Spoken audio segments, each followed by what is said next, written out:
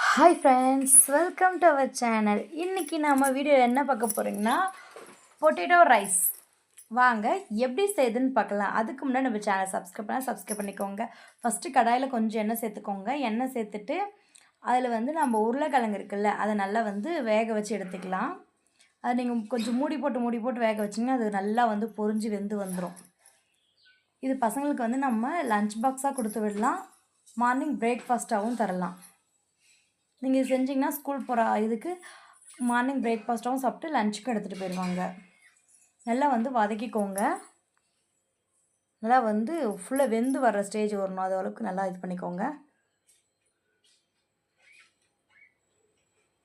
கொஞ்சம் மஞ்சத்தூள், உப்பு, அப்புறம் மிளகாய் தூள் சேர்த்து வதக்கிக்கோங்க. பெருங்காயத்தூள் கொஞ்சம் சேர்த்துக்கோங்க. சேர்த்து நல்லா வதக்கிடலாம்.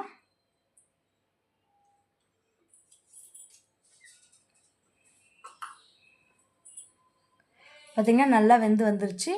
இதை ஒரு பாத்திரத்துக்கு எடுத்து மாற்றி வச்சிடலாம். அதே கடாயில் கொஞ்சமாக எண்ணெய் சேர்த்து அதில் காஞ்சதும் கடுகு, கடலைப்பருப்பு, உளுத்தம்பருப்பு சேர்த்துக்கோங்க. ஒரு 2 வரமிளகாய் கட் பண்ணி சேர்த்துக்கோங்க. கறி லீஃப் சேர்த்துக்கோங்க. நல்லா பொரிஞ்சு வரட்டும். இடித்து வச்சுருக்க பூண்டு ஒரு 3 பல்லு சேர்த்துக்கலாம். சேர்த்து அதுவும் நல்லா பொரிஞ்சு வரட்டும். இப்போ பார்த்திங்கன்னா ஓரளவு நல்லா பொரிஞ்சு வந்துருச்சு. பூண்டு மட்டும் பொரியல சரியா, ஆனால் பூண்டை மட்டும் எண்ணெய்க்குள்ளே போட்டு நல்லா பொரிச்சிக்கோங்க. பாருங்கள், இப்போ நல்லா ஓரளவுக்கு பொரிஞ்சு வந்துருச்சு. இப்போ பார்த்திங்கன்னா நம்ம அந்த ஏற்கனவே நம்ம ரெடி பண்ணி வச்சுருக்கோம்ல அந்த உருளைக்கிழங்கு, அதை எடுத்து இதில் சேர்த்துடலாம். சேர்த்துட்டு நல்லா ஒரு 2 மிக்ஸ் பண்ணிக்கோங்க.